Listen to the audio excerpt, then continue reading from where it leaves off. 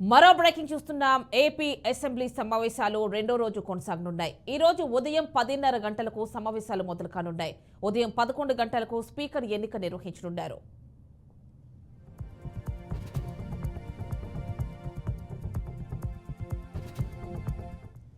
ఇక AP assembly speaker గా Narsipatnam MLA Ayyanna Patrudu ఏకగ్రీవమయ్యారు.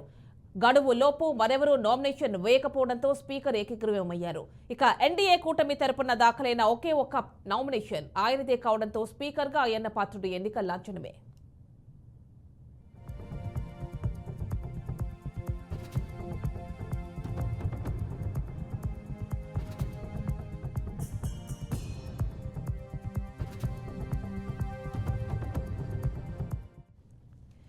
ఇక ఏపీ అసెంబ్లీ స్పీకర్ గా అయ్యన్న పాత్రుడు ఏకగ్రీవంగా ఎన్నికయ్యారు. స్పీకర్ పదవి కోసం ఒకే ఒక్క నామినేషన్ రావడంతో ఆయన ఎన్నిక ఏకగ్రీవమైంది. టీడీపీలో సీనియర్ నేతగా కొనసాగుతోన్న అయ్యన్న కూటమి ఎమ్మెల్యేల్లో అత్యంత సీనియర్. ఎన్టీఆర్ తెలుగుదేశం పార్టీ పెట్టిన ఏడాది 1983లో తొలిసారి నర్సీపట్నం నుంచి విజయం సాధించారు. ఇప్పటి వరకు 7 సార్లు ఎమ్మెల్యేగా గెలుపొందారు. ఒకసారి అనకాపల్లి ఎంపీగాను విజయం సాధించారు. పలు శాఖలకు మంత్రిగా పనిచేశారు. గతంలో కంటే ఈసారి 24,756 ఓట్ల మెజారిటీతో నర్సీపట్నం ప్రజలు గెలిపించారు.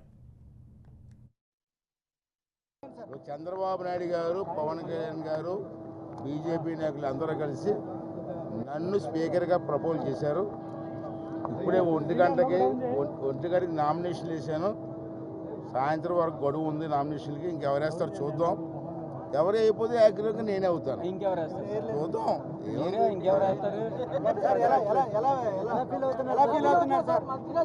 చాలా హ్యాపీగా ఫీల్ అవుతున్నాను. ఎందుకంటే 83 నుంచి నేను రాజకీయాలు ఉన్న 42 సంవత్సరాలు పెట్టున్నాను. 5 సార్లు మంత్రిగా పనిచేశాను. ఒకసారి ఎంపీగా పనిచేశాను. ఇది నాకు కొత్తగా ఆఖరు దశలో స్పీకర్ పోస్ట్ వచ్చింది, గౌరవమైన పోస్టు. ఆ గౌరవమైన పోస్టుకి ఏ భంగం కలగకుండా నేను కూడా గౌరవంగా ఉంటాను. అనుభవం వేరు, అది అనుభవిస్తే చెప్పలేము.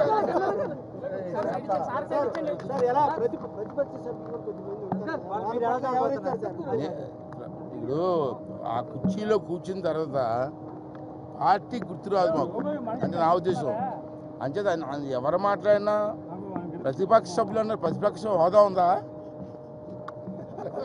ప్రతిపక్ష సభ్యులు అంటే ప్రతిపక్ష హోదా ఉందా? లేదు కదా. అయినప్పటికీ కూడా గౌరవిస్తాం. ఎవరైనా సభ్యులు మాట్లాడతారంటే విపులంగా మాట్లాడతాను, అది అవకాశం ఇస్తాను. అవసరమైతే వాళ్ళు ట్రైనింగ్ కూడా ఇస్తాను.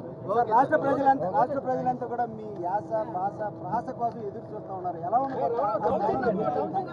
యాస భాష ప్రాస కాదు, ఇక్కడ ప్రజలకి అర్థమయ్యే విధంగా సభ్యులందరికీ కూడా మాట్లాడే అవకాశం ఇచ్చి ప్రజల తాలూకు ఆలోచనల్ని అసెంబ్లీలో ప్రతిబింబించి, ఇప్పుడు ఈవేళ నేను చెప్తున్నాను, ఒక విషయం చెప్తున్నాను.